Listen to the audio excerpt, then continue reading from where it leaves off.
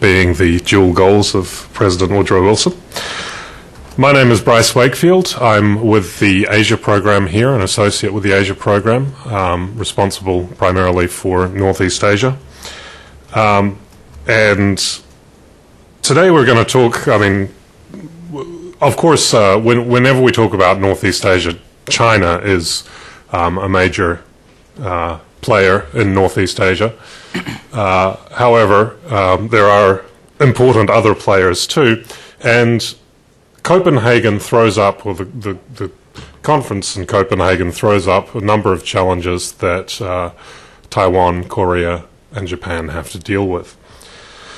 For example, Taiwan, how is it possible to integrate Taiwan into a climate change framework, given that it's got an ambiguous international status? Korea under the Kyoto Protocol was not listed as a developed country, but obviously has advanced economically and since then. And one of the questions we have to deal with is how to integrate Korea into that framework. And Japan obviously has issued recently very substantial targets, 25% reductions to 1990 levels since the Hatoyama government came to power. And to discuss these issues today, we've got our three guests. Hoesung Lee. Hoesung Lee is the Vice Chair of the United Nations Intergovernmental Panel on Climate Change. So we might say, do we have a Nobel Prize winner here, perhaps? And he's the Dean of the College of Environment at Keimyung University in Korea. He was the first president of the Korean government's Energy Policy Research Agency, the Energy Economics Institute. He was senior advisor to the Korea's Minister of Energy and Resources and the Minister of Environment. And he served on the board of numerous corporations and organizations in Korea as well as internationally, including Hyundai Corporation and the Institute for Global Environmental Strategies, which is headquartered in Japan. Yves Tiberghien, is that right, is an associate professor of political science at the University of British Columbia. I know we talked a lot about challenging the French. The French is challenging me, perhaps. He has a PhD from Stanford University, and he specializes in comparative political economy as well as in international relations. He's also written several pieces on the process of corporate and financial reforms in Japan, and focuses on the collapse of the bubble in 1990 and what that means for Japanese social policy. He's also written on climate change, of course. Taiya M is a technology policy analyst at the Center on Global Change at Duke University. He has a PhD from Princeton, and he's previously worked at the Taiwan Environmental Protection Agency, or administration rather, where he was instrumental in preparing Taiwan's greenhouse gas inventories.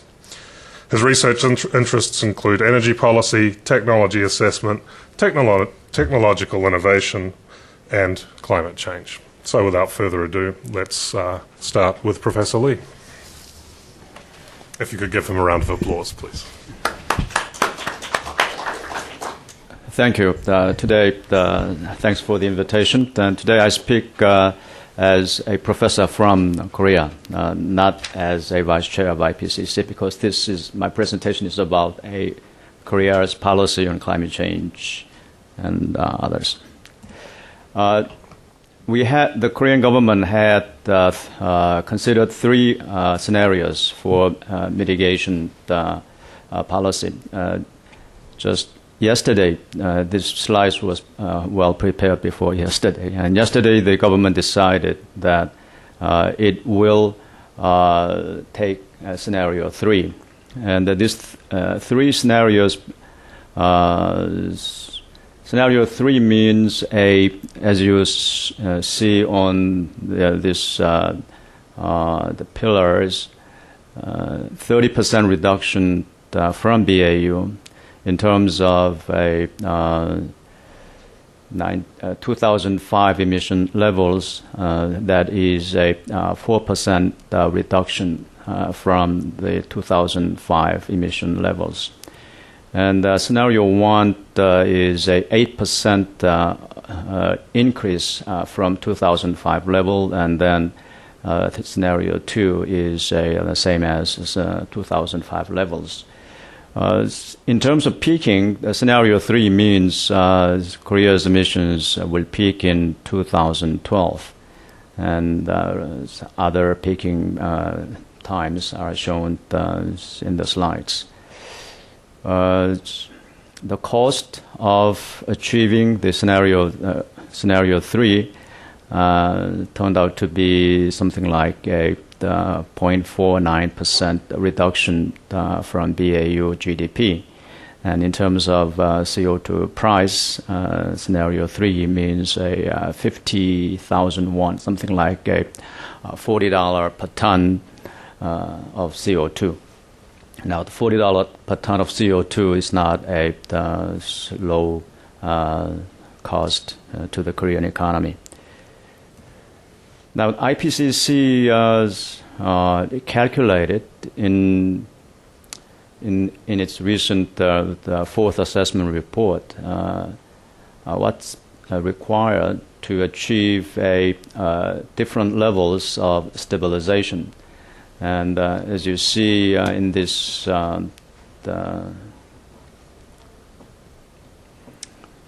table, if the world will pursue to achieve a 550 ppm CO2 equivalent, non-Annex 1 countries must have a deviation from baseline starting in 2020. And then by 2050, for most of the regions, must be away from deviation, must away from the BAU emissions path.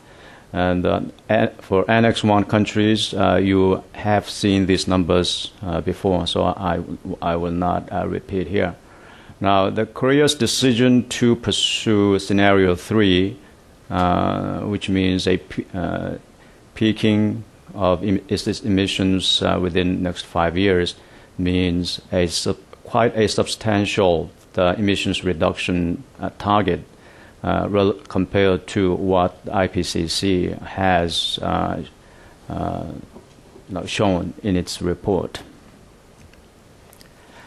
Now, what is required to achieve this scenario 3 level?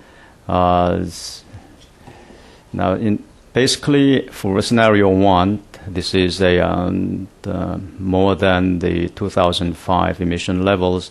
We are going to pursue various activities of energy efficiency improvement and some levels of the fuel substitutions expansion, the renewables energy and nuclear. And scenario 2, we will have F-gases removal in hybrid cars and biofuels, and then some CCS. Scenario 3 will have CCS expansion. I'll talk more about the CCS later. And transport infrastructure will begin to show quite a larger contribution in the next 15 years. And currently, the railroads' role in our transport system is 29%. It will rise to 50% by 2020, and then in response to that, the reliance on road will decline, and in urban areas, the mass transit use will increase. Already, we have a very good urban transit system in operation, and it will increase further to 65%. Electricity sector, we heavily use nuclear power generation, and then it will increase further up to 41% by 2030, and then again smart grid will be installed. Now, the emissions reduction in buildings, we have very elaborate programs to improve the energy efficiency performance in buildings. next year, all government buildings must carry eco certificates, and by 2012, for windows in new buildings, the insulation standards to be doubled from the current levels. And then to 2013, the old buildings existing must register their annual energy consumption. And then by 2018, there will be 2 million green homes installed. Green homes means here is zero energy homes, zero and purchased energy homes. And by 2025, zero energy building standards to begin to be implemented. The government has established a new strategy for low-carbon green growth. Now, this strategy has 3 pillars. One is climate change mitigation and energy independence. The second pillar is the creating new engines for economic growth. The third one is enhancing the quality of life and international partnership. And of this climate change and energy independence, you have heard many references in the previous session, basically along the same line of this. First of all, the mitigation of greenhouse gases, and then reduction of fossil fuel uses will also help us to improve the energy security. And then we want to improve our capability to adapt to climate change for the future.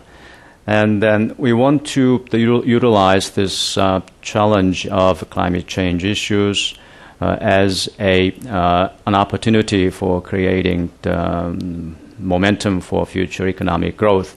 So green technologies will be emphasized and invested, and existing industries will be transformed for a much more greener status. And then industrial structures will be adjusted to be more sustainable. The quality of life, we want to improve the performance of the built environment as well as natural environment, and possibly the consumption patterns and lifestyle. Hopefully, that will also be improved in terms of carbon footprint. The carbon management, energy intensity is expected to decline from the the current level of 0.317 ton of oil equivalent per $1,000 to 0.233. Now, in terms of the rate of decline, this is about double the historical rate. Now, new and renewable energy increases to 9% of total energy supply in 2020 from the current 2.7%. Again, this is when you compare this from trend line, this is way above the trend line of the expansion of new and renewable energy. I talked the nuclear before, and forest sink increases as shown in these numbers, and then the several private organizations are planning to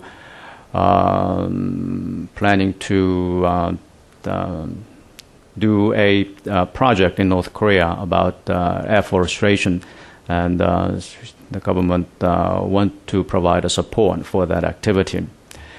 Enhanced R&D for silicon-based solar cells, bio, and advanced light water reactors, and fuel cells and smart grids.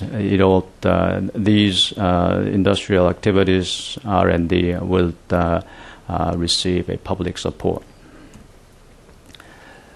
We also want to improve our adaptive capacity by improving the climate monitoring systems, and also for food production technologies, want to make it more climate friendly, and as a result of that, wish to increase eco-friendly agricultural products from the current 10% to about double by 2020.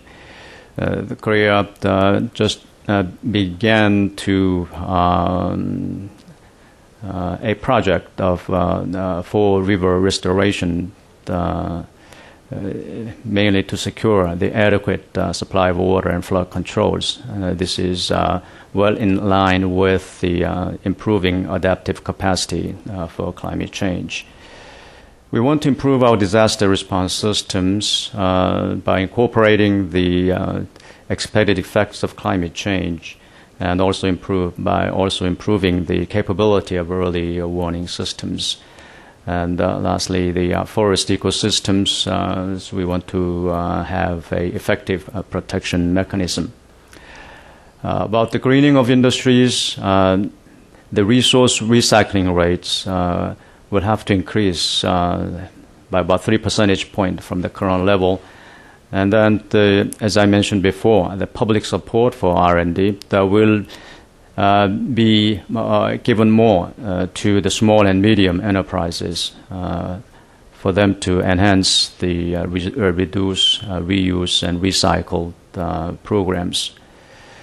Currently, we have about 5 industrial complexes where the waste energy and byproducts are reused and recycled, and we want those complexes to increase to 20 by 2020. I mentioned about the advancement of industrial structure. The policy has focused these several industries: healthcare, education, then financing and banking, and software and tourism industries, as a so-called locomotive industries for future growth. And these sectors will be hopefully a high value added with low carbon footprints, and supposedly based on state-of-the-art convergence technologies, information plus communication technologies. The idea is to make the development in the future totally the sustainable and less dependent upon fossil energy sources. As a conclusion, I want to emphasize that the Korea's energy climate change policy is basically to lay a foundation for green economy. There will be a cost for short term, obviously, but expected return for the long term will be much more substantial. Establishing domestic carbon markets. Currently none, but we expect it will rise to about $1.6 billion in about 2020. Green technologies will receive a public support, and then the government will have a very elaborate programs to encourage a private sectors to disclose their carbon and environmental impact information. And obviously the private sectors are not quite, so far have not been quite willing to disclose this information, but I'm quite sure that the major industrial and services-related enterprises will abide by these guidelines.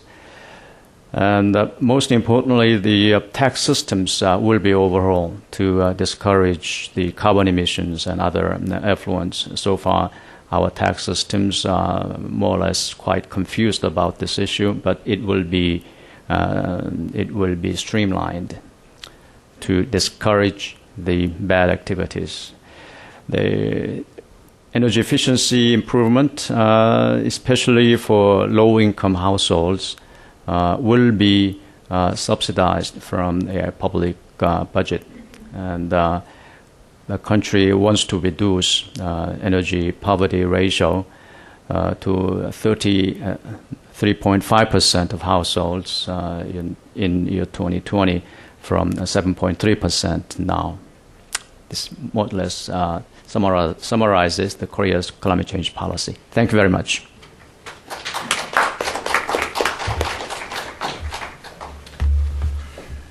Thanks, Professor Lee. Right. Yves.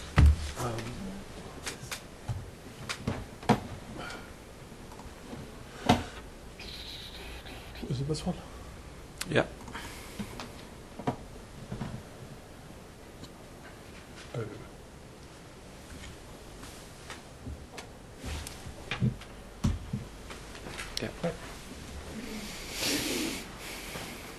So good afternoon, everyone. I'm now shifting to Japan, and I will attempt to present roughly what's happening in Japan. It's a major shift, but also trying to explain it and put it in context of what Japan has done over the last 10 years.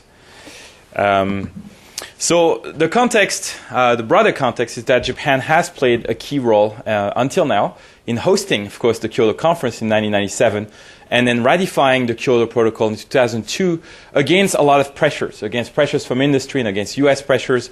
So there was a moment where Japan held a balance for the survival of Kyoto. If Japan did not ratify, Kyoto was dead, and Japan hesitated. And when Japan tilted toward ratification, then Kyoto lived. So it was a critical moment. Following this, Japan made significant initial efforts toward implementation, particularly on energy efficiency, industrial innovation, and that kind of more voluntary actions. However, despite being one of the key leaders with Europe behind Kyoto, Japan has fallen behind on its target. The evaluation is that at the end of 2007, Japan was plus 9% above 1990 levels, compared to a minus 6% target that has to be reached by 2012. This year, things fell. 2008, things fell a bit because of the collapse in the economy, which hit Japan particularly. So at the end of 2008, Japan was only plus 7.4% above 1990 levels. That still put Japan about 13% above its target. So most estimates today show that Japan is, based on all the current measures, Japan will be about 12% above its targets, will not reach the target by 2012. We also know that in the last 3 years, 2006, 2009 particularly, Japan sort of slacked and stopped from taking any of the key measures that were on the table, avoiding in particular carbon taxes, emission trading system, and the likes. And at Bali in December 2007, sided with the US and Canada in preventing move forward that the Europeans were pushing for. In 2008, Japan's proposal on the table, that was until August, that was the official target. Japan was coming to Copenhagen with a target of an 8% cut from 1990 level by 2020, which was just 2% better than the 6% cut committed in 97 at Kyoto. So essentially, Japan was on a flat trajectory. So that was the picture until August. And then something happened in August. A major election, August 30th, which swept aside a traditional regime, the conservative regime, that has been in place since 1955. And so this election brought to power a new centrist, social democratic-oriented coalition led by the DPJ, Democratic Party of Japan. So the big picture of what the DPJ is trying to do is to tilt policymaking toward a more social democratic direction. And toward as well a new foreign policy that aims at having a more equal US-Japan relation that presents the EU as a model and also is trying to target East Asian regionalism. In that context, the DPJ also made a public conditional pledge, which was repeated at the UN on September 22nd, of a 25% cut from the 1990 levels by 2020, which means a 32 to 34% cut from where it will be in 2010. So it's a huge cut. It's a third. We're talking of 34%. Note that this pledge is conditional. It's not a flat pledge. It's conditional on major players, read the US and China, doing something major as well. It's not very specific on what will count as major by the US and China. But if the US and China don't step up to the plate, then that pledge is moot. So it's a conditional pledge.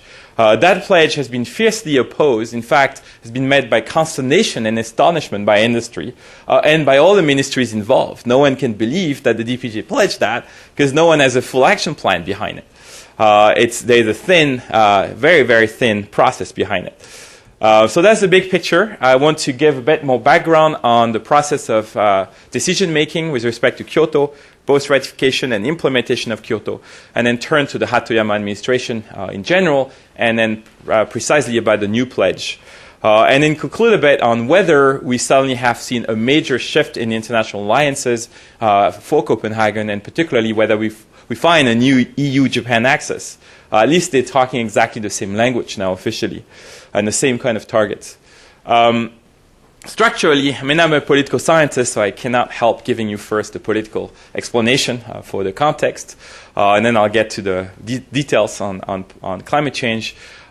Essentially, climate change policy making in Japan is shaped by two key features that interact and that can lead to different outcomes.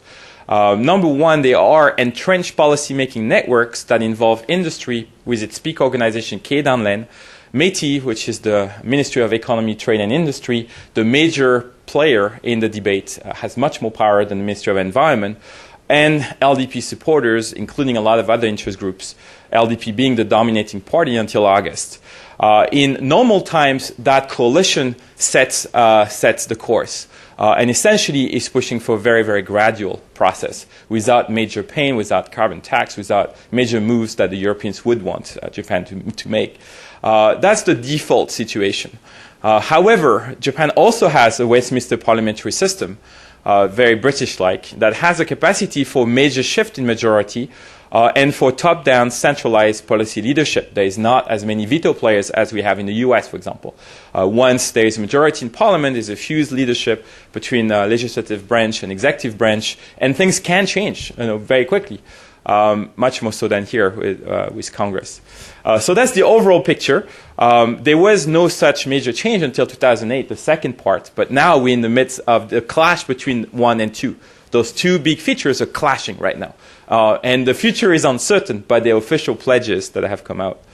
The bigger context as well is that there are three cleavages traditionally within Japanese policymaking on climate change. One at the level of interest groups sees traditional industrial interest groups around Keidanren clashing with a new voice coming out from NGOs.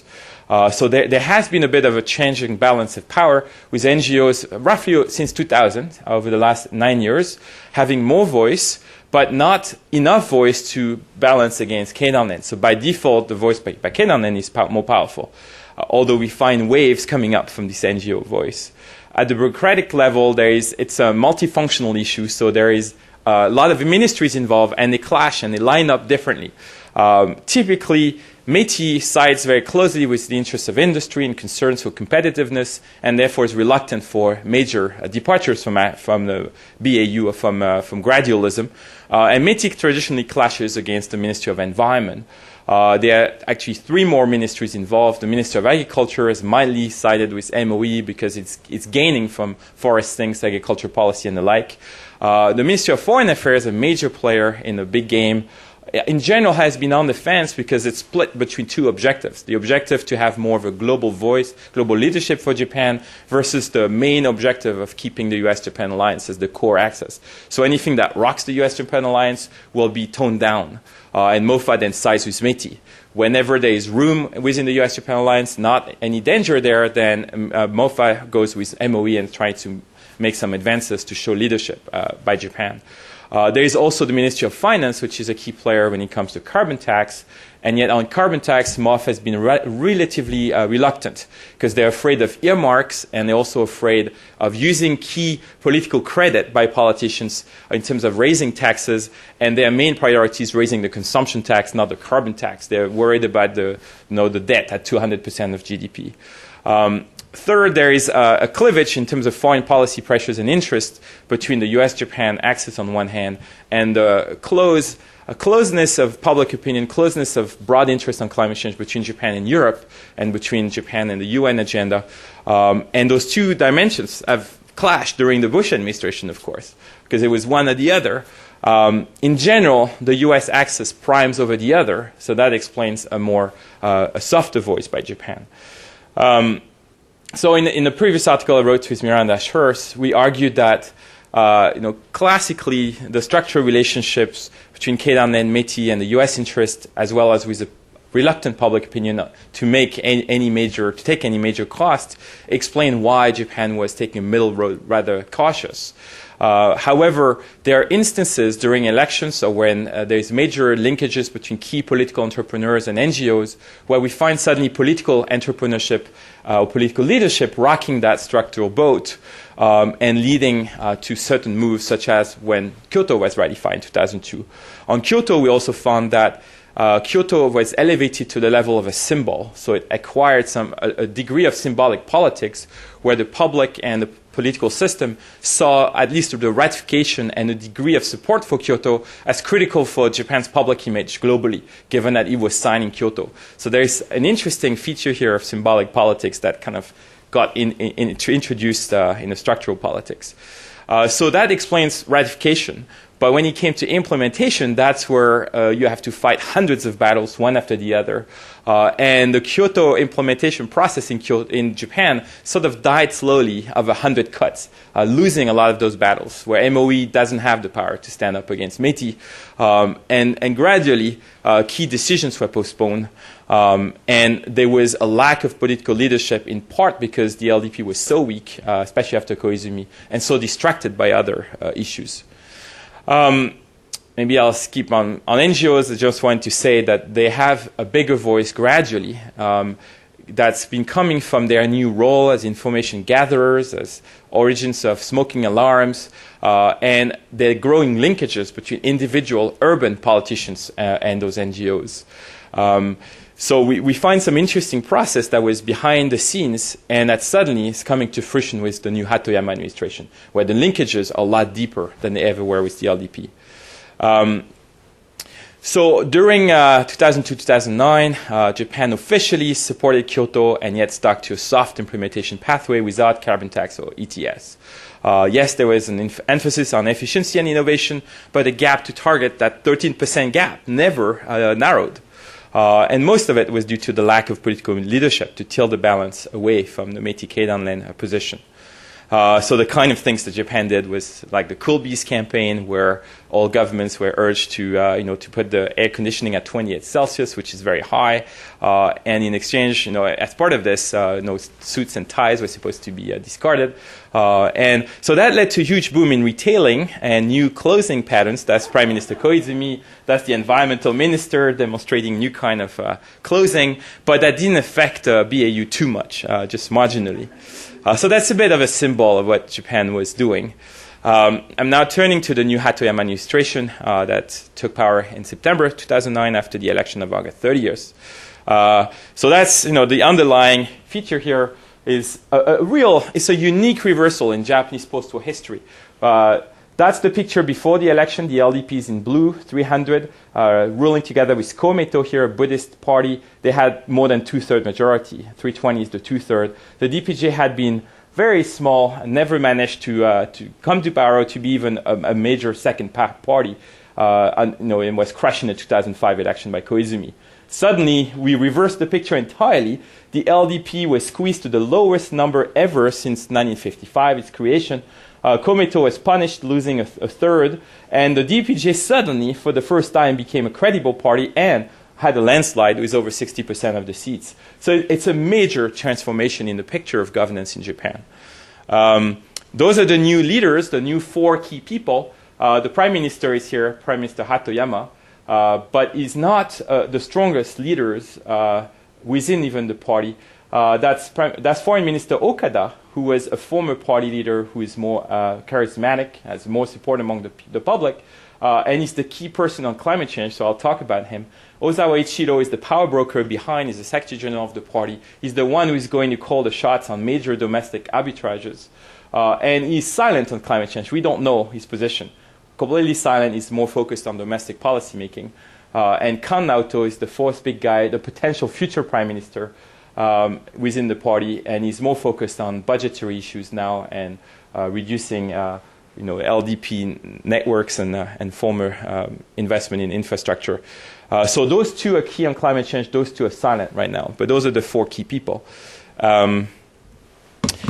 The big picture, this new government wants to move toward a social democratic direction, putting people before concrete. And right now what they have been doing, focusing on for 2 months, is to transfer government funding away from construction and LDP interest group particularistic redistribution and toward public social welfare, things such as childcare allowances, pensions, better pensions, minimal wages, and the rights of temporary workers. So a lot of social welfare questions that are for the first time sort of put forward in a general way, not in a particularistic way. On the foreign policy side, they try to rebalance the US-Japan alliance and have more integration with East Asia. That's the big picture. It's important to note that they're also in power with two minor partners. On the left, the SDP, the Socialist Democratic Party, and here the PNP, Kame Shizuka. Those two partners are necessary because the DPJ doesn't have a majority alone in the second house, the upper house. And Japan has a strong bicameral system, and where you need a majority in both houses to be able to govern. The first party here on the left, the Shaminto, the SDP, has a very strong stake in climate change. You know, they care about welfare issue, Okinawa basis, foreign policy, and climate change. Those are the three priorities for the party. So that adds another component here in the politics of climate change. This is the upper house picture. You need 121 to have a majority. The DPJ is at 109, just gone 6 recent seats. They integrated 4 independents, the Renaissance group, recently. It was a strategic move, got 2 more in by-elections, but at 115 is still short of the majority. Okay, so now I'm turning to the big pledge, a 25% cut from 1990 by 2020, conditional on others, the US and China, doing something. And at the same time as it happened, the DPJ has also, for domestic political reason, has done something that goes the other way.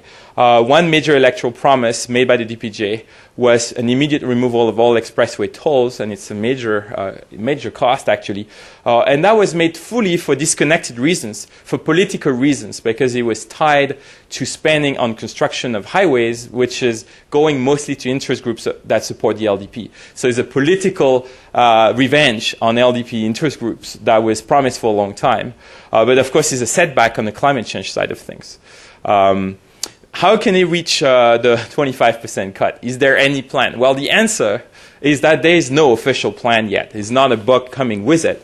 It was roughly a target that was advocated by NGOs, that was developed by the party on its own, without bureaucratic involvement, without ministry involvement in setting the target. They have set up a committee now with 3 ministers to try to work it out. They are task force to work on this. But roughly, those are, I'm going to list what they're talking about, the things that they're considering. Number 1 would be lots of credits purchased overseas. And in fact, a full 10% of the 25% reduction would come from here, from overseas credits. So we're talking of billions and billions of dollars for that scale. We're talking of moves that would affect the global price of carbon. And that's so far what's on the table. And of course, it's not very precise at this point. Second, they are floating a global warming tax idea, a carbon tax. And they're talking, give details, but roughly of 3,000 yen per a ton of carbon, which would put it, about $30 per ton, something quite significant. They're talking of more renewable energy, and they're also floating an emission trading system with cap and trade. So it's very similar to what the Europeans are doing, with potential integration with the US and China if they move forward, or even cooperation with the EU. In any case, those are the measures on the table, the only kind of measures that had any chance to help with a 25% cut. And yet, they are not very concrete at this point, and there is no full political backup to pass any measure like this. This is the official chart by the Nikkei, where you find Japan here. It was done based on 2007 figures, so it's 9% above 1990 levels. Wants to decrease 25% further, and would roughly consider 15% of that as domestic measures, 10% of that as purchasing emission credits from overseas. Major move, of course. As part of this, there's also the Hatoyama initiative, which is geared toward the international side of the equation, a package of financial technical support for developing countries that be tied to the fight against climate change, going to developing nations that eagerly strive to cut greenhouse gas emissions, and that could include China and a lot of Southeast Asian countries. So now, in terms of causality, how do we explain this? How could Japan shift that much? What's roughly the story behind, and does it have any political longevity behind? Can it last? So what I find by looking at this is, number one, there is indeed a strengthening public opinion. So that's a background variable. It remains sensitive to taxes, but it's been strengthening in favor of strong action on climate change.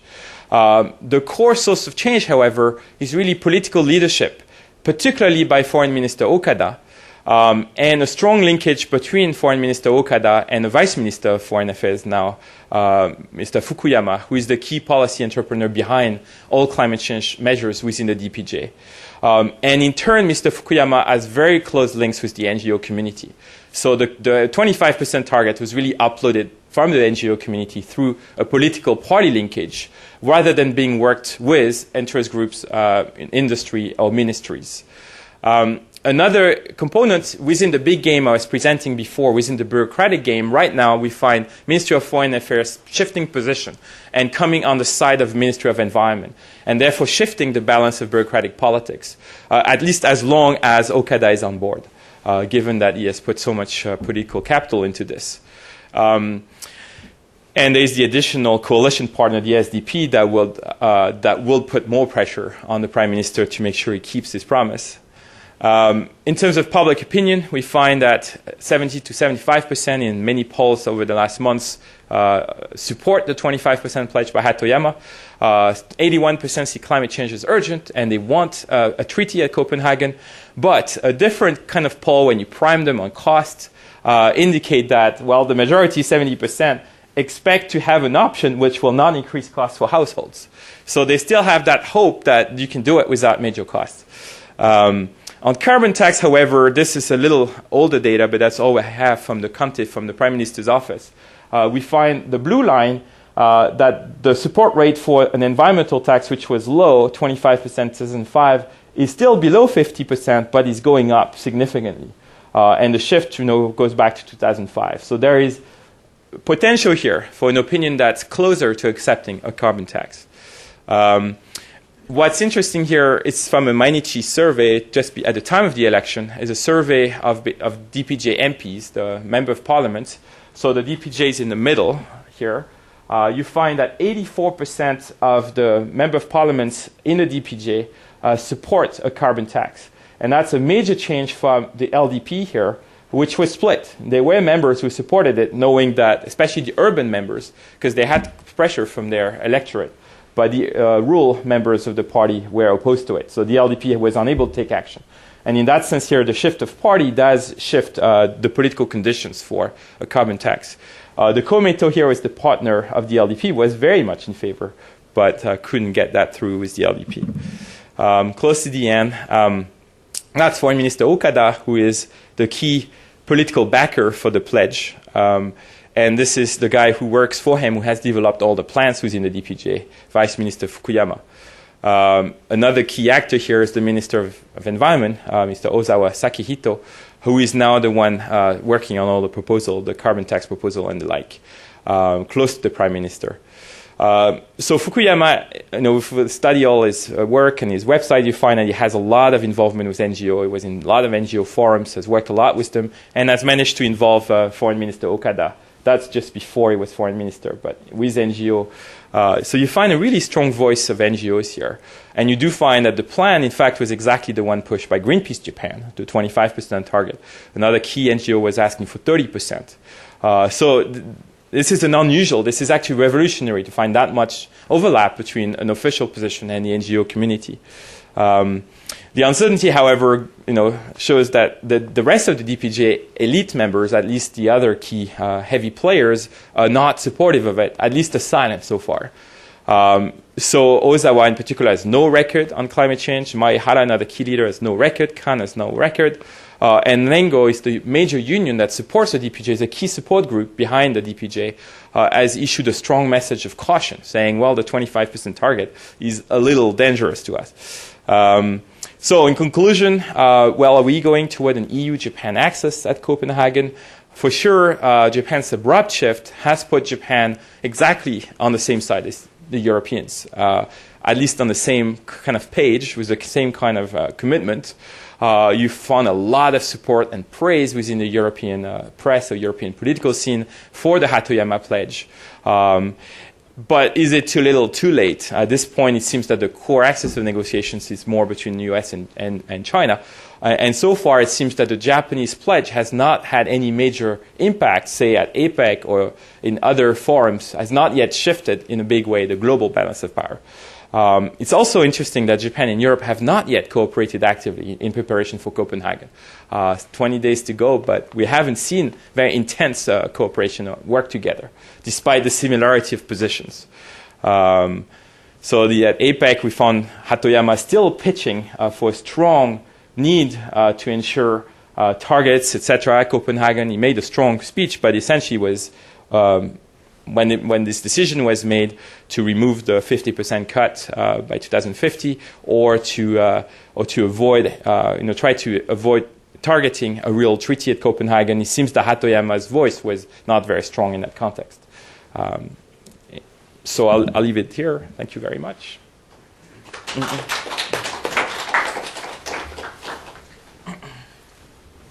Okay, thank you, Yves. Our next speaker is Chai-Jen Young.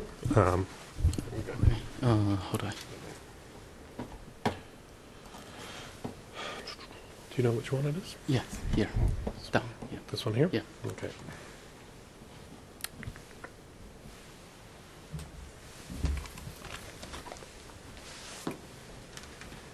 First of all, I'd like to thank Bryce and the Woodrow Wilson Center for the opportunity to talk about Taiwan's climate policy. Usually, in most of the global climate negotiation or dialogue, Taiwan don't get a chance to talk. Well, let's first look at what Taiwan's role in the global CO2 emission. Taiwan currently contributes to about 1% of the CO2 emission globally. And compared to China, Korea, Japan, USA, or lot, it's not that big. But actually, most of the countries in the world contribute less than 1%. So in terms of global ranking, Taiwan is the 23rd largest emitting something, because I'm tempted to say the 23rd largest emitting country. But Chinese people tend to get really angry when they hear Taiwan is a country or nation or state. That exactly is the problem. And Taiwan is, among all the major emitter in the world, Taiwan is probably the only one that is not a party to the UN FCCC. And if you look, at first you would look, the reason it looked like very simple, because UNFCCC, of course, the UN. Taiwan is not a member of UN, so Taiwan cannot join UNFCCC.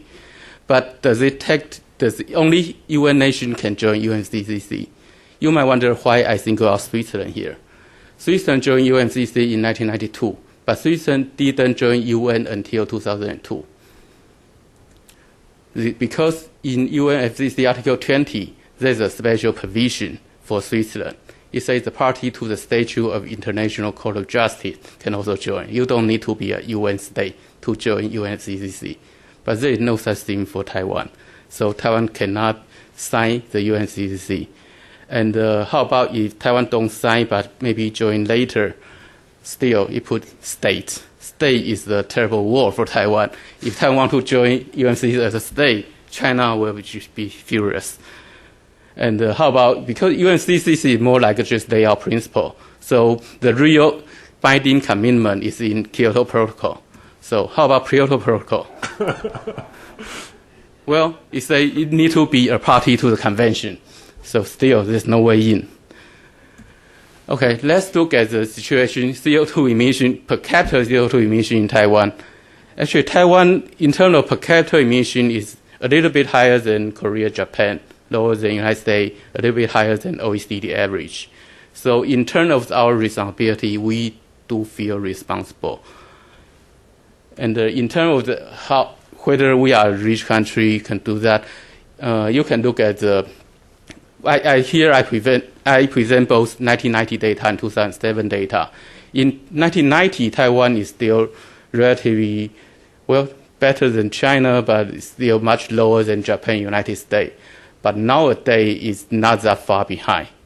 So, in terms of the level of economic development, Taiwan is about time for Taiwan to take on some responsibility.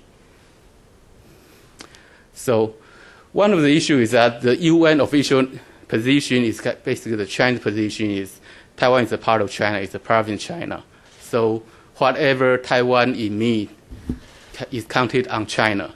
So when I talk to people in Taiwan, many people say, well, if we do something bad, they should punish China. So what do we care? We should just do nothing. And if you ask the government official, they'll tell you, well, because we want to be a responsible member in the global community, we want to be good. Well, that's true, but that's not the entire truth. If you look at the actual appearance in other environmental conventions, for example, the CITES, the Convention on International Trade on Endangered Species. In 1994, the United States, for the first time in its history to impose a trade sanction for environmental purpose, was on Taiwan, because Taiwan was trading tiger bones and rhino horns. And the same situation is here. Like Taiwan is not a member to the CITES, and China is. If you consider Taiwan to be a part of China, if Taiwan violates CITES, you should have a trade sanction on China. Why you punish Taiwan? So, but in the reality, the United States didn't really punish China for what Taiwan did. So that's kind of worry Taiwanese government official, because even though we do not join, we cannot really ignore the treaty. And in the Montreal Protocol, it's even more problematic, because many people think of the Montreal Protocol as very successful design because it actually allows trade sanction for non-party, so it can encourage nations to join. For Taiwan, well, we want to join, we are not allowed. But if we don't join, we can get punished. So what do we do? And what Taiwanese government do actually is, because Montreal Protocol divides country into Article 5 country, which is poor country, has more lenient delay schedule for phasing out CFC, and there are non-Article 5 country, which are developed country, have a more stringent standard. Taiwan voluntarily say we are going to comply with a more stringent standard, non-Article 5 country standard, and negotiate with all the major trade partners to say, well, we do the best, and we do as best as anyone can be. So please don't punish us. And can we do the same for Kyoto Protocol? Well, Kyoto Protocol has a problem. Many people talk about like a common but differentiated responsibility. We agree, but because it's differentiated, every country kind of have a different target. And we want to be good as everybody else, but we don't know which one. And actually, it's also because in 1990, because it said that the baseline level used in 1990, in 1990, Taiwan was still really poor. And if we have to reduce our greenhouse gas back to 1990 level, it's nearly impossible.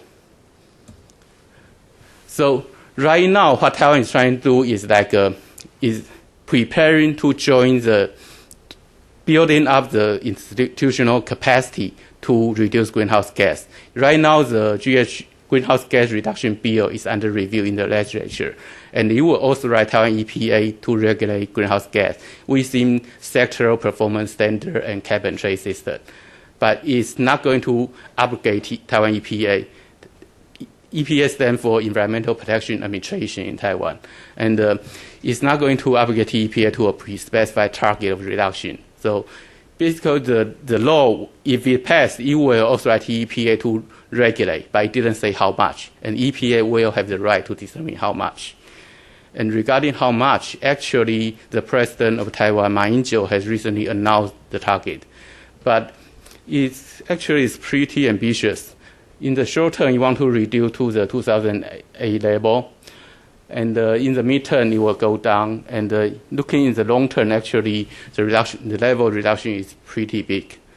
And but it's important to notice that this is a target, but this is openly announced, and the international media all know about this. But this is not a binding legal commitment because we are not allowed to sign and negotiate. So it's not part of the treaty, and it's not even part of the law.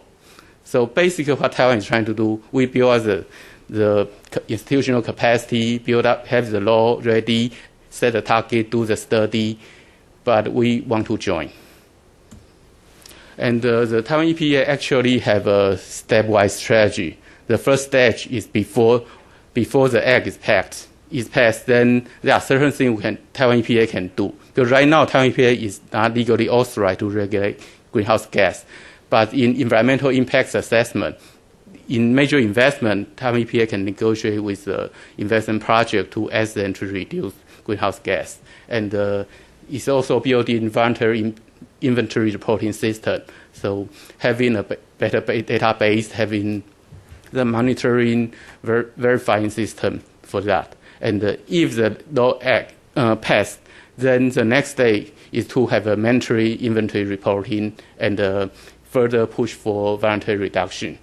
And after 3 years after the law passed, then they will have a greenhouse gas performance standard and start issuing permit and offset. And eventually, the long-term goal is to build a cap and trade system. And the European Union actually recently laid out their post-Kyoto vision. They like to have a OECD-wide carbon market by 2015 and try to include major emerging economy. This is kind of Taiwan wish we can become part of this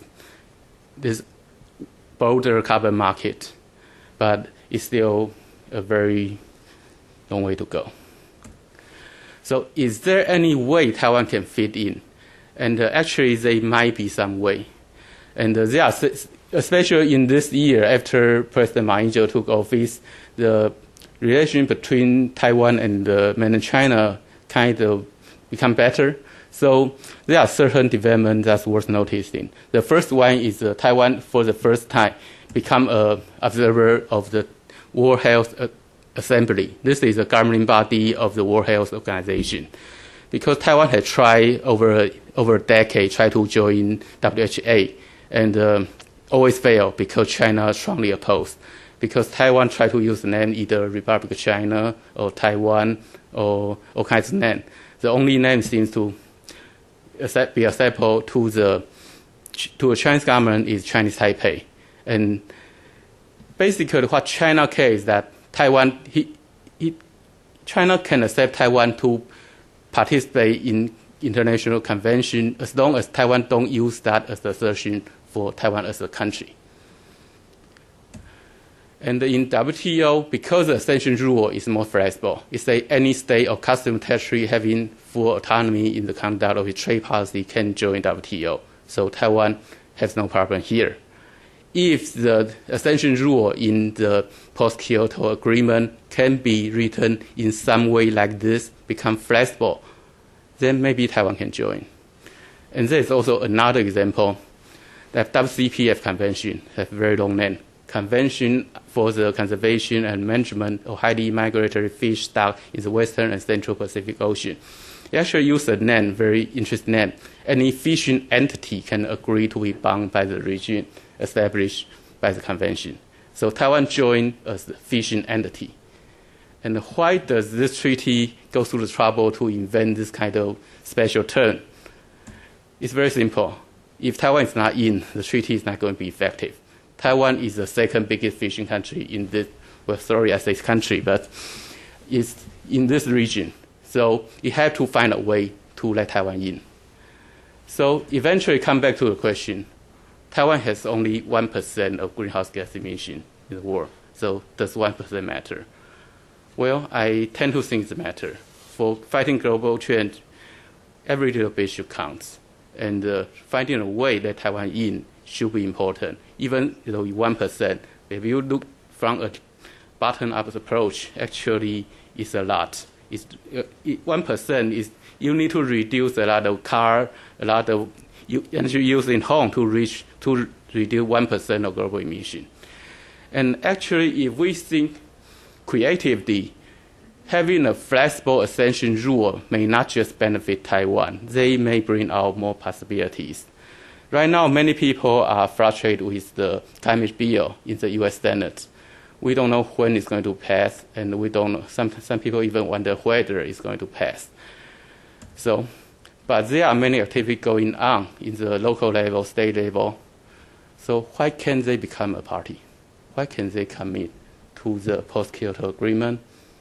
If all the color area become part of the new post-Kyoto framework, then whether the United States country, when does that join, become much less problem.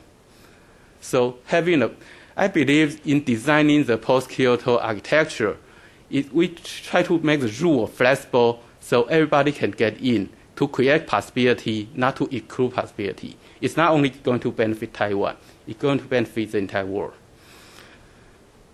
So this is the end. I'd like to it's my former boss, Hui-Chun Chen. She is the Deputy Director General in Taiwan EPA. And thank you.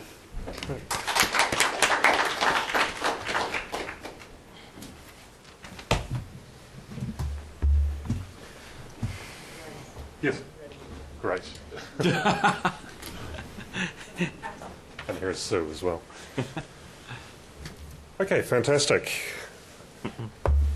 Right. Thank you very much, everybody. Now, questions. If you just wait for Sue or Helen. I'm Helen Raffel, Resources for the Future. I wonder if Professor Lee could give us a kind of political timetable rundown of whether all those excellent suggestions for Korea are likely to be actually implemented and enforced. I didn't quite catch from your discussion, although everything sounded really terrific, whether it's likely to come to pass. You mean the political resolution behind those programs? And the question is about the implementability? Well, yes. I mean, I guess the model that was used for the Japan discussion about the actual development and impediments to implementing the projections for ideally restricting greenhouse gas. Right. One of my slides showed what type of technologies will be utilized for scenario for both scenario 1, 2, and 3. And scenario 2 and scenario 3 includes CCS. Now, I mentioned that I will discuss that during this Q&A. Now, in Korea, the CCS is not feasible at this time because of the lack of storage facility. We don't have any geologic storage available. However, there is a research group established to explore the possibilities of CCS, possibly the transporting the captured carbon to Australia for storage facility there. Now, obviously, the cost of transport will be a major element. I doubt that by 2020, Korea will have a major CCS contribution as shown in the government program. Now, if that is not implemented, then the fallback will be a nuclear power. Now, Korea has a very successful nuclear program in operation for the last 30 years.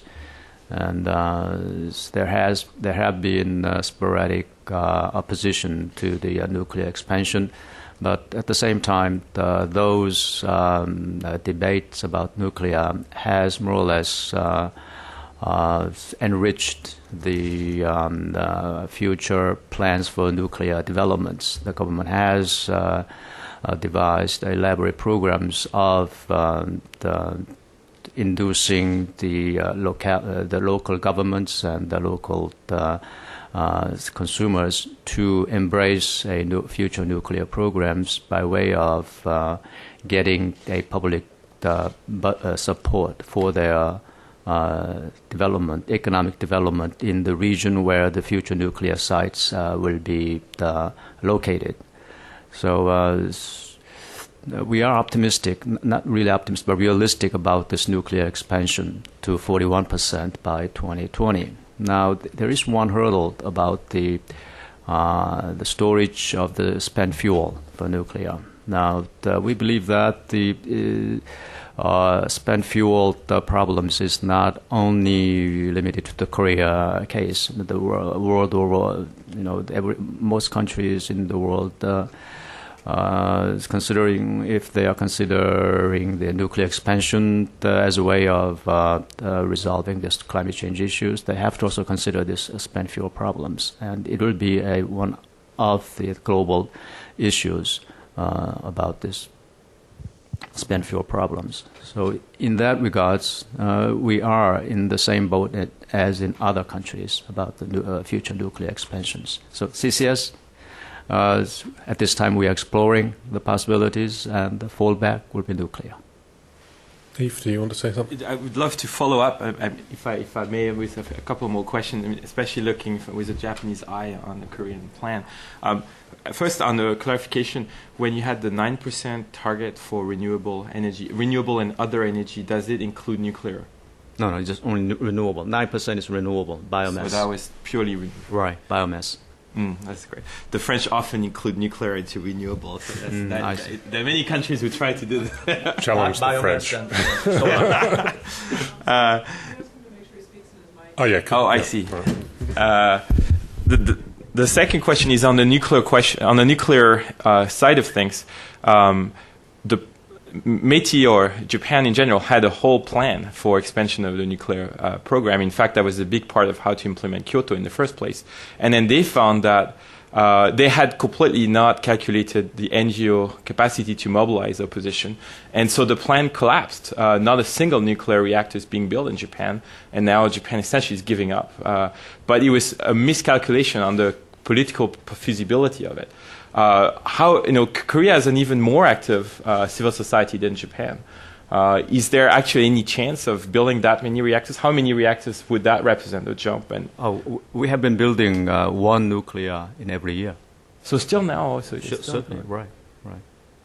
And it's so it's politically still possible. Oh yes, it is possible. And you mentioned the very strong NGO activities. Korea also has a very strong NGO activities, but at the same time, we have also the other parties who have informed public about this advantages and disadvantages of nuclear power generations. So the consumers well advised about the contribution of nuclear power generations in our future energy the mixes. The final bigger question is, in the wake of the Hatoyama plan and the announcement by Japan, the Korean plan looks very mild, right? Because Korea and Japan have similar now CO2 emission per head or per GDP.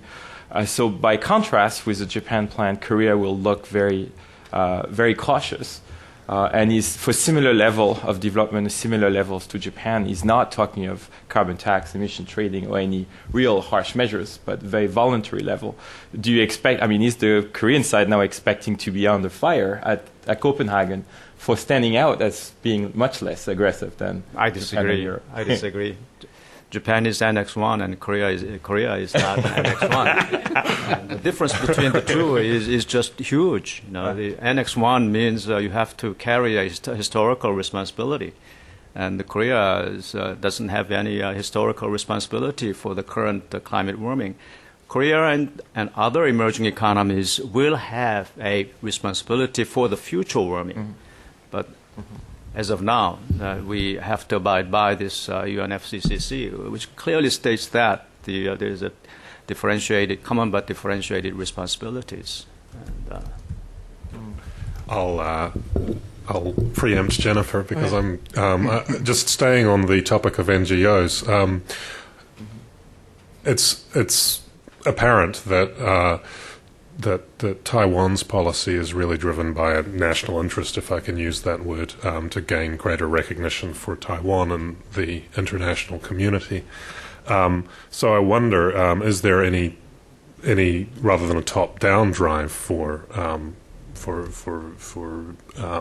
signing on to these global environmental frameworks, whether there's any bottom-up NGO support for it as well? Well, they are bottom-up NGO support, but actually NGO doesn't play such a strong role in Taiwan, and particularly on this measure. This is more a top-down issue, but the opportunity to join an international organization is a very high national priority, not just among the government, but also among the people. So if Taiwanese people know if we commit to a stringent application, may let us into UNFCCC, I believe the bill will pass really easy. Good. Jennifer. And this is called microphone authoritarianism here. I've got lots of questions. One thing, Dr. Yang, can you move your mic closer to you so we can, because we webcast them. Sorry, I'm both like questioner and concerned about webcast. I want to start, in some ways a similar question for everyone, but I want to start out with to Dr. Lee about, because you had mentioned specifically that in part of the planning for Korea is also to focus on developing clean tech. And we, in my panel, we talked a lot about where China is going with that. And I was wondering is Korea, where China goes on the clean tech market, again, they're very dominating, in solar. And is Korea looking to cooperate with China? Is there joint ventures in China? I'd like you to flesh out a little bit. And I think this also could potentially be a question for the other two speakers, because, Taiwan also, they were the leaders in fuel cell technologies for bikes and things. So, yeah, I'd like some comments from the panel on clean tech, particularly keeping the China 500-pound monster in mind. Right. Gorilla. Currently, many of the technologies in the renewable energy sector are being imported technologies. Therefore, the government is planning to improve the domestic capabilities of advancing these renewable technologies. And at the same time, we are very much interested in cooperating with our trading partners because the expanded markets in the renewable energy technologies will be beneficial to both producers and consumers of these emerging renewable technologies. We found that not only we, but many researchers around the world found that the learning effect from these renewable technologies are quite high relative to other technologies. Therefore, the external benefits of R&D in these renewable technologies, what is basically low-carbon technologies, will also have a very stimulus impact on the economic growth in general. Do we have anybody else up the back there, sir? I could say something on this, Japan and China. This is a big issue, and it will be. It will be very interesting how Japan pans out this Taiya M initiative with all the funding package. This will obviously be the big issue, right? How much goes to China, and etc. What's interesting is that there is division of the issue. In principle, there are a lot of groups who think, cooperating with China is crucial here. There is interest among the industry, but I can mention that METI, the core industry, is actually very worried about it because they don't trust the intellectual property right regime, etc. So METI is actually very, very worried about transferring the best technology, and they're more interested about the second or third best. So there's a lot of that concern going on, and it's being debated actively within Japan. And regarding Taiwan, earlier this year, Taiwan just passed the Renewable Energy Development Act, and this basically authorized Taiwan, the Ministry of Economic Affairs, to offer a feed-in tariff for renewable electricity. But it's like other law in Taiwan, it authorizes the ministry to set the rate. So it's not clear whether they will set the rate high enough to actually encourage renewable energy. But in terms of the clean technology, Taiwan actually has some niche is pretty powerful. And in terms of PV, Taiwan's PV sector is not as big as China, but it's still like a top 5 in the world. It's bigger than the United States. And also like LED, light emitting diode, Taiwan is only second to Japan, the second biggest producer in the world. And Taiwan also has some other policies that to promote clean energy, like the Taiwan EPA has been promoting electrical motorcycle for many years. I'm not so sure about the recent development. In the first 10 years, it wasn't very successful. The subsidy actually is very high. After the subsidy, the cost of electric motorcycle actually is about the same price as conventional motorcycle. The problem is that you need a long time to recharge, and it's not as powerful, it's not as convenient, so it didn't sell very well. And I think the government kind of shifted into like electric bike. If you look at the Chinese electrical bicycle industry, you can notice that it's like shooting up. But it's a different story. The reason the electric bike market kind of boomed in China is because they banned gasoline motorcycle. And I don't think the party in Taiwan is going to allow the government to do that. I can tell you, if you ban gasoline car, electric car will be everywhere.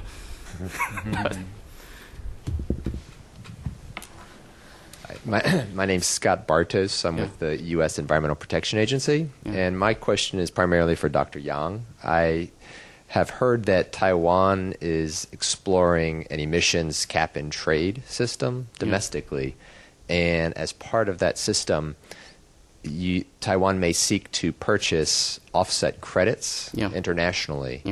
And I was curious, especially given your description of the political challenges, how do you know of or can you imagine the mechanism by which Taiwan could purchase international offset credits and again avoid some of like the double counting, the accounting challenges there?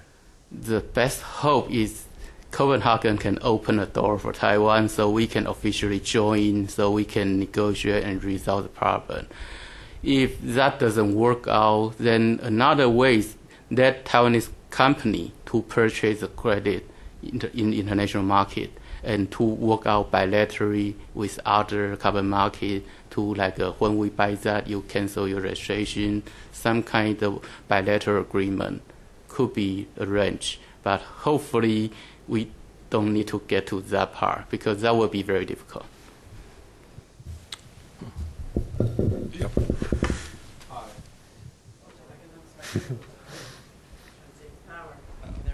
Thank you. My name is Ian Grady. I'm with the U.S. Taiwan Business Council. This question is for Professor Yang. I attended a conference this morning where the Peterson Institute predicted that if Taiwan signs the ECFA agreement this May with China, that their GDP is likely to rise by 5% by the year 2020. If that does happen, do you believe that Taiwan will still have the same greenhouse gas emission goals? Well, it's hard to say. I wasn't involved in the recent target, but I was involved in the target setting process before. it's not always really rational. So sometimes government may make it's not just in Taiwan, sometimes different government will make a commitment like too far-fetched and they couldn't reach later. I couldn't say that won't happen in Taiwan, but it's difficult to say. Okay, I have another question for Yves. And we talked about this a little bit over lunch, but there's another election coming up in Japan, the upper house election in the middle of the year next year. And I'm wondering what impact that is going to have on Hatoyama's stated goals, or the policy that's supposed to lead to his stated goals. In particular, I mean, you've said that the public is coming on board with the idea of a gasoline tax, I think you said. Do you think that's a realistic option for the government before the election, or do you see the government not moving much at all until the middle of next year? Yeah, I mean, Japan is very hard to predict. Politics probably the most volatile in any OECD country, I would say. Things vary so quickly, particularly support rates for cabinet, and that will be a key variable here. I think the calculation goes like this. As long as the Hatoyama cabinet gains by showing leadership, demonstrating leadership on climate change, and in particular at the UN, at Copenhagen, that will be a positive. That will boost the cabinet rating, and then it will be willing to stick the neck out further. However, the public is ambivalent, so they want leadership, they want that presence, they associate with the goals of climate change, 81%. But there will be a lot, probably the DPJ will make a lot of opinion polls and study, before April 1st, when the budget discussions will come into play, and when the carbon tax is being discussed, to gauge how much it will affect the support rate for the cabinet. And the public here is fickle and is uncertain. If they find that it will hurt the DPJ's re-election possibilities, then they will at least postpone past the election. And someone like Ozawa, who basically dominates the party in the Diet, who controls the votes, will probably push. I mean, that calculation comes in the last 3-4 months. So from February, March until July, it will dominate policy making.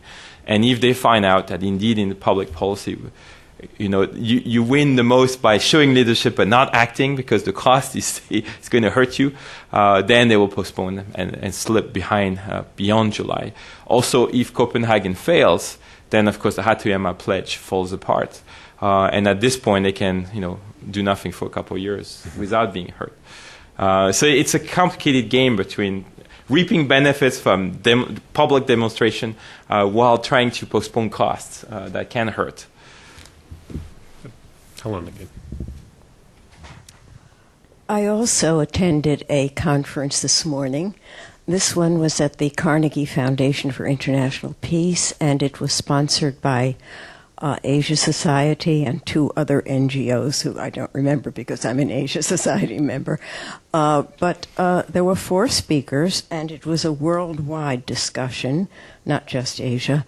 And the upshot that seemed to be agreed to by all 4 speakers in the final analysis, the summarizing, was that because the governments, Copenhagen and afterwards, were so worried about moving, especially democratic or even in China, the developing countries waiting for the developed countries to move and vice versa, that the most promising line of development was with the eventual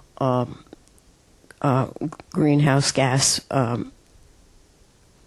legislation and policies in mind, that private industry was the great hope, that presumably private industry might take the lead and really begin to acknowledge the fact that eventually there's going to be a clampdown on the efficiency with which their products are used and so forth. So my question for all of you is there any hopeful sign that the industrial corporations in your countries are taking some kind of movement ahead so that they will be ready for eventual slow governmental movement on greenhouse gas emissions. I can start here. It's a very good question. Obviously, it's a big issue in Japan. There are a lot of Japanese firms that have become climate action leaders. Toyota is one, with hybrid cars, but a lot of others. There is a lot of work on a solar car, for example, electric cars. There's a lot of companies that are way ahead in fuel cells, and also biomass, etc. And there's government funding for them. And that has a consequence that's quite interesting. Is that it's like the Chinese story we heard earlier on. A lot of those companies are positioning themselves to be great exporters in the future, it starts to make a split within industrial organizations, where now there's a split within industry, and so that weakens the voice of industry in respect to in policy making, because they are laggards and a lot of deadweights, and then those pioneers who stand to benefit actually. So the more stringent the regulation are in the future, suddenly some industries will lose and others will win, and that will create a split within industry. So it creates a quite interesting game. But we have to say, I think, that to get the kind of change we need, the 2-degree direction, etc., it will not happen with just the calculation of some industry positioning themselves, because you have to integrate the pricing of carbon. You have to internalize an externality into the incentives for the major shift to happen. Some will move forward because that's their benefit, but the whole economy is too centered around carbon to just change itself with only private action. I think the large corporations in Korea expect there will be a imposition of mandatory limit on future carbon emissions. Now, when or in what terms those things are, that's still to be discussed. They have launched many voluntary programs to reduce the emissions in-house. And as of now, they have not received any reward for their voluntary reductions, but they report a positive outcomes of that voluntary activities to limit the carbon emissions. Now, auto industries, for instance, are very keen about the future agreement, and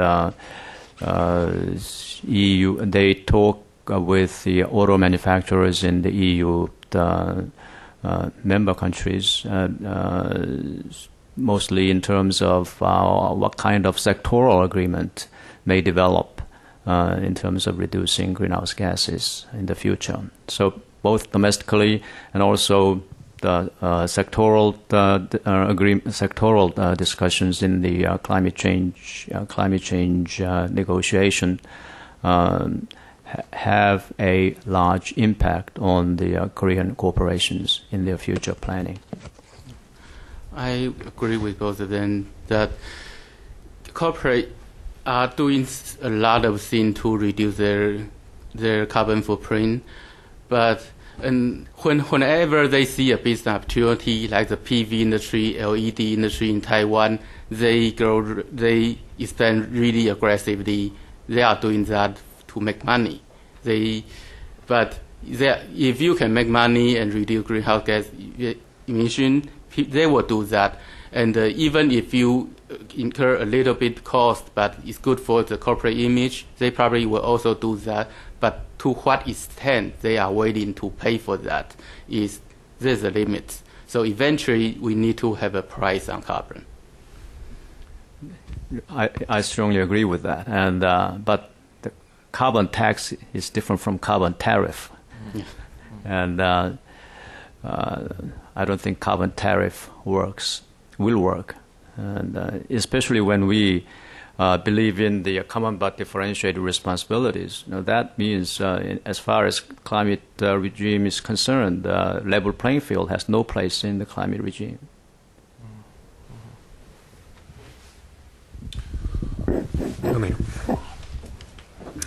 Hi, Kier Sharma. I have a question for Dr. Tiberghien. I was just wondering, has Japan outlined what China and the U.S. have to do in order for Japan to agree to this 25% cut below 1990 levels? Yeah, that's the great question. The wording leaves room because, and of course, Hatoyama didn't want to be boxed in, but it said, I think the exact wording is similar action by major polluters. That's at this point, this is it. I don't think they have taken a definite question, and obviously, China is not held to the same standards because it's the differentiated, common but differentiated responsibility. But that's part of the fuzziness here. They will look first at the U.S. The U.S. is probably the number one, and so they will expect, something like a significant cut from maybe a similar cut from BAU, which probably translates in a lesser cut from 1990 levels than for Japan. But there will be a lot of political fighting about this. That METI will say, well, you have said similar, so we need exactly same, otherwise we'll fall behind in competitiveness. So that will allow for bureaucratic infighting, actually. So beyond that, I don't know.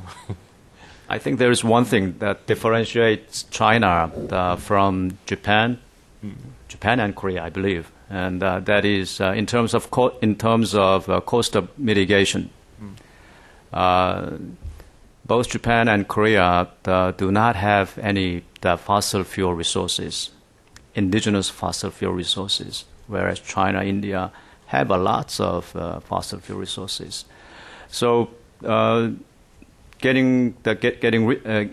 elimination of fossil fuel supply means for those two countries, China and India, including the United States, creates a huge cost.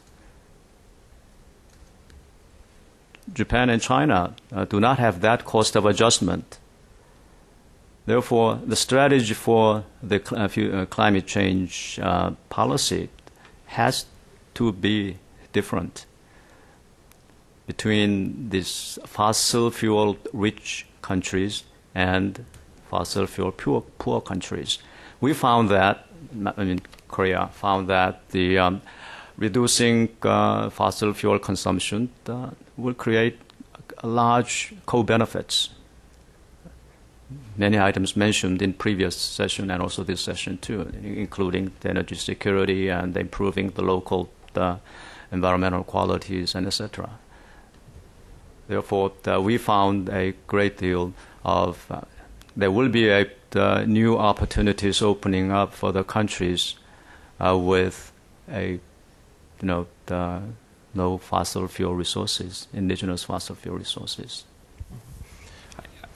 I was going to add the exact sentence. Hatoyama just made a speech at APEC, and so he has now the exact sentence. He revised it, and he said, the target of Japan is premised on the establishment of a fair and effective international framework and agreement on ambitious emissions reductions targets by all major economies.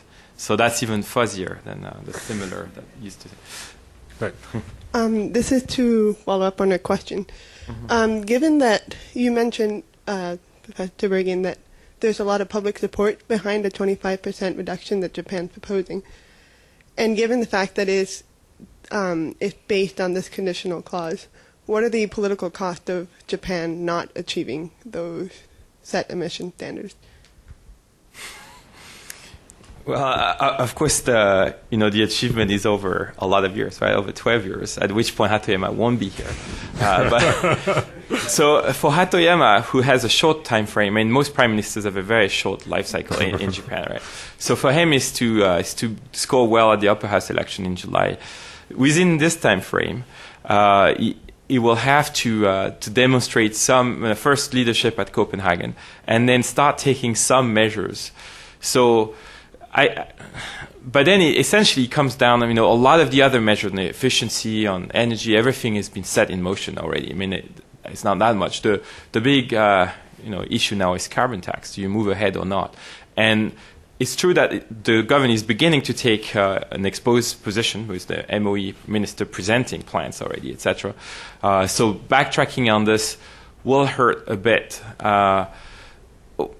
beyond that, it's so hard to. You will see how it evolves. But it's true that the public has become very interested about it. There has been a lot of going public at the UN was a big step. It's probably the first time in history that a Japanese prime minister made such a public statement at the UN in front of heads of state for a target that didn't have an action plan behind, and there was no consensus among the bureaucrats. It never happened, but it's such a high level that some action will have to follow. That's correct. And then it's a complex calculation afterwards, depending a lot on the economy. If I can follow up on that, you've mentioned that the target that Japan set comes from the NGOs, right, and in particular Greenpeace. It seems to me baffling that these NGOs themselves weren't proposing some sort of action plan to meet those targets. So is there any indication that the Hatoyama government is looking at the action plans as sort of that these NGOs may have come up with? Is there any indication that the government is looking at those as a way forward? And staying on NGOs are in Japan and Japanese politics are generally or have generally been seen as fairly powerless players, especially within the context of bureaucratic rivalry and whatnot. Why do you think it is that recently NGOs have, particularly in environmental policy, have become so powerful? Those are great questions. The 3-4 core NGOs that I mentioned, they do have broad plans, right? And the plans are indeed carbon tax and emission trading system with cap and trade, and of course the use of buying foreign credits. So those are the three ideas that are the core ideas that can change direction in a big way, and those are the ones that are being studied by the DPJ. So the DPJ, meaning they had this department, this Hombu in charge of climate change, led by Fukuyama, but with support from Okada. They did look at all this, and they have drafted those things. There are documents out there that go along those lines. What was lacking is an integration, a full acceptation by the whole party of this action plan in a larger political, arbitrage kind of game. And the power broker, Ozawa, is completely silent on those things. So the ideas exist, and indeed the NGOs have developed what sort of things should be necessary, in addition to renewable energy and the targets on that, etc. What is untested is how those ideas will fare once they enter the full political game. And the budget committee on January, February, then in the diet, and when there's a clash of priorities versus other things, and a lot depends on the state of the economy and other things, and jobs, and so that's where it's untested, is how it is reconciled in a larger policy package. But in principle, the ideas do exist. Afterwards, it's a matter of cost. Then on the larger question of NGOs, it's actually an interesting thing. We know that NGOs were mostly invisible until 95 in Japan. The own models we have policymaking don't have room for NGOs. Things started to change with the earthquake, the Kobe earthquake, when there was a gap in public delivery of services and some spontaneous NGOs appeared. There's a revision of the law in 98 that gave more legal space to NGOs. Since 98, we find an explosion in the number of NGOs. They are now nearly 10,000 when they were not even 1,000 before 98. But we find that their impact is differentiated. That is on issues of higher public, where there is a national consensus of high level issues of political economy, issue of security. Traditionally, NGOs have not had much impact. They are not able to break the policymaking deadlock. In addition, they have no official entry points into policymaking. Then it's not like in the EU where NGOs are party funded or even invited into policymaking councils and committees. They are not in Japan. And there's another area where they have no impact is when it comes to defending foreign migrant minority rights or a lot of issues of that sort that don't have strong popular support. They're also not. They're failing. But the few issue areas where we find NGOs having impact, and that includes environment, climate change, that also includes nuclear energy, that includes genetically modified food, something on which I have worked a lot, And a couple of those issues, gender is another one where they have had a big impact. We find that, number one, there is a latent public support. So the NGOs are exploiting a latent public position that was essentially not followed upon by the LDP. There's a gap between the LDP policymaking and the public expectation. And number two, the media tends to support them because of that latent gap and latent interest in the public.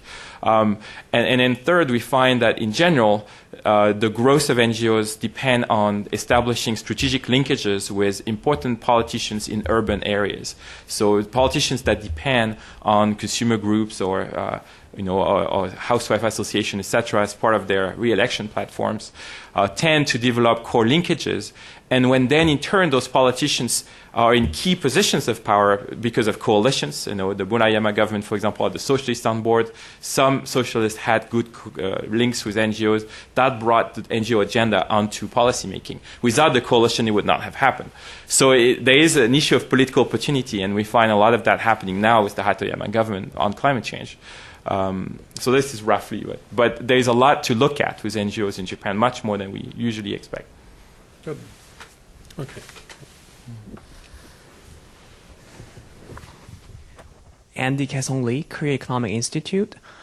Well, in order to achieve the expected results domestically and internationally, understandably, it should be supported politically and financially.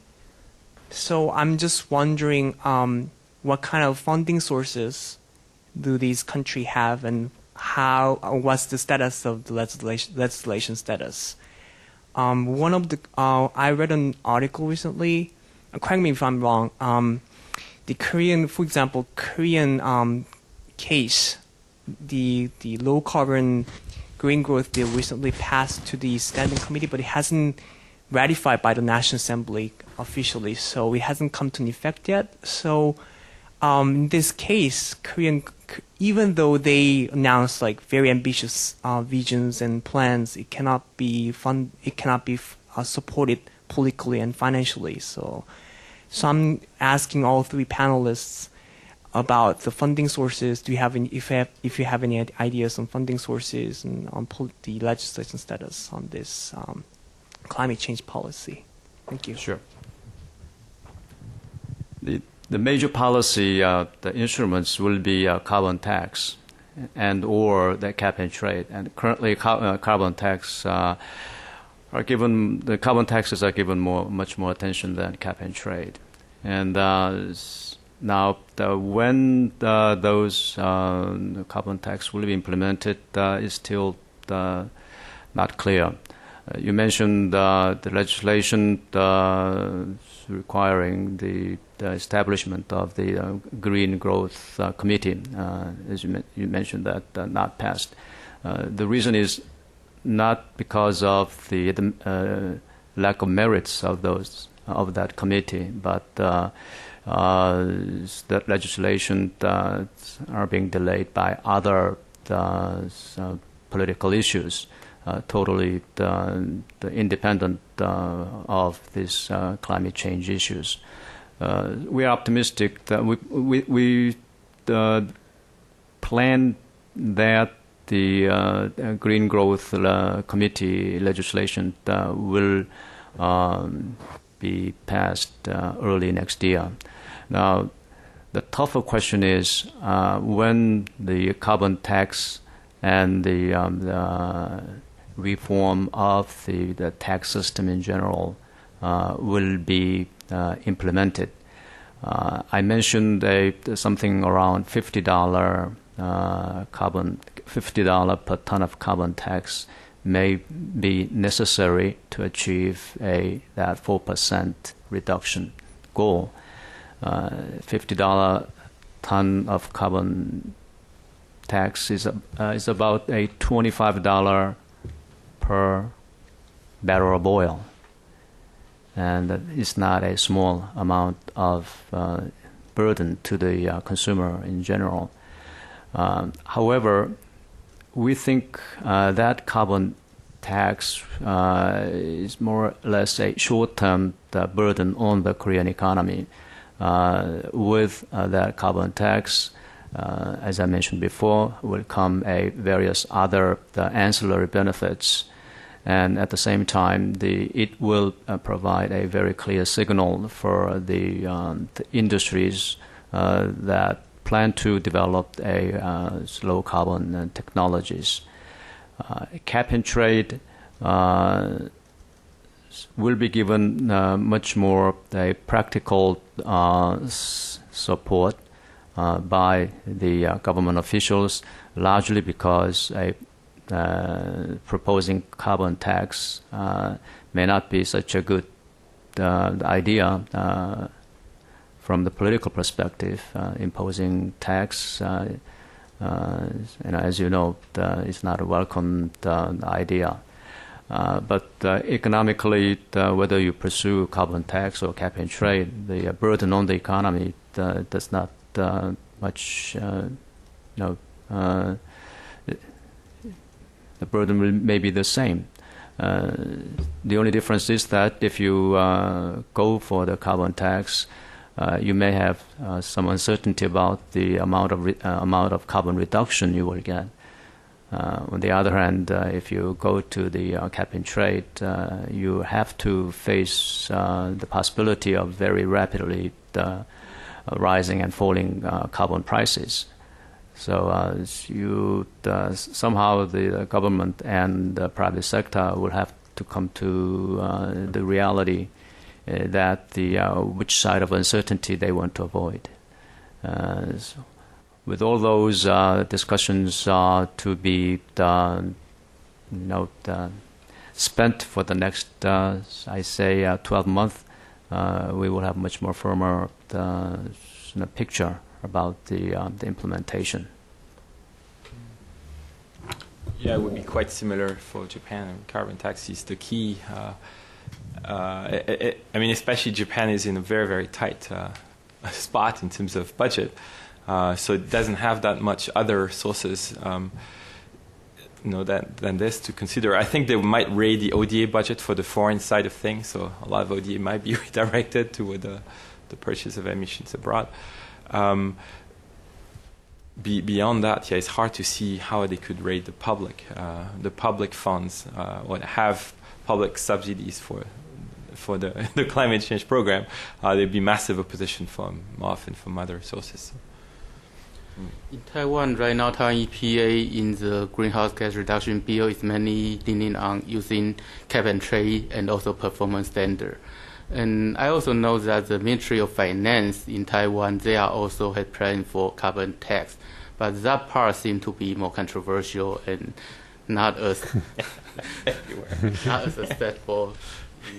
not as mature as the Taiwan EPA's plan. So. Okay, great. If there are no more questions, then we'll call things to a close. I'd like to thank our guests, Hoesung Lee, Yves Tiberghien, and Taiya M. Thank you very much.